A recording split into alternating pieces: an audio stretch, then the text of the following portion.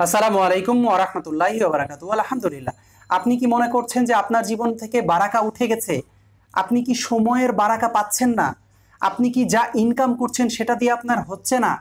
আপনি কি অনেক বেশি ব্যস্ত, অনেক বেশি পরিশ্রম করছেন, তাও আপনি যথাযথ মূল্যায়ন বা রিটার্ন পাচ্ছেন না? আপনার জীবনটা যদি এমন হয়ে থাকে তাহলে বুঝতে হবে আল্লাহ সুবহানাহু ওয়া তাআলা আপনার জীবন থেকে বারাকা তুলে নিয়েছে, বরকত তুলে নিয়েছে। বরকত পেতে হলে আপনাকে দুইটি কাজ করতে হবে। আমাদের জীবনে যে বারাকা আল্লাহ উঠিয়ে নিলে আমাদেরকে দুইটি কাজ করলে সে বারাকা আল্লাহ সুবহানাহু ওয়া তাআলা আবার ফিরিয়ে দিবেন ইনশাআল্লাহ। প্রথম কাজ হচ্ছে প্রতিদিন কোরআন পড়া। প্রতিদিন each and every single day we need to read কোরআন।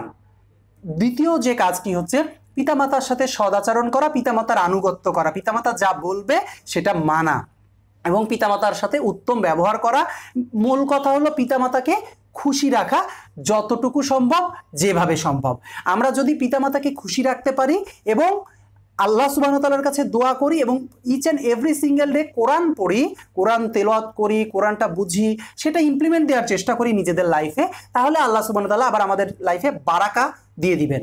তো আসুন, যারা মনে করছেন যাদের জীবনে বারাকা উঠে গেছে, ইনকাম করছেন, সবাই মিলে পরিশ্রম করছেন, কিন্তু যথাযথ মূল্যায়ন পাচ্ছেন না, আপনার যত হচ্ছে কিছু দিয়ে কমপ্লিট হচ্ছে না, আল্লাহ সুবহানাহু ওয়া তাআলার কাছে বারাকা চান, আল্লাহর কাছে বারাকা চান এবং সেই সাথে দুইটি কাজ করতে ভুলবেন না।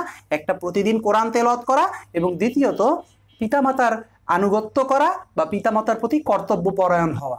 আসসালামু আলাইকুম ওয়া রাহমাতুল্লাহি ওয়া বারাকাতুহু।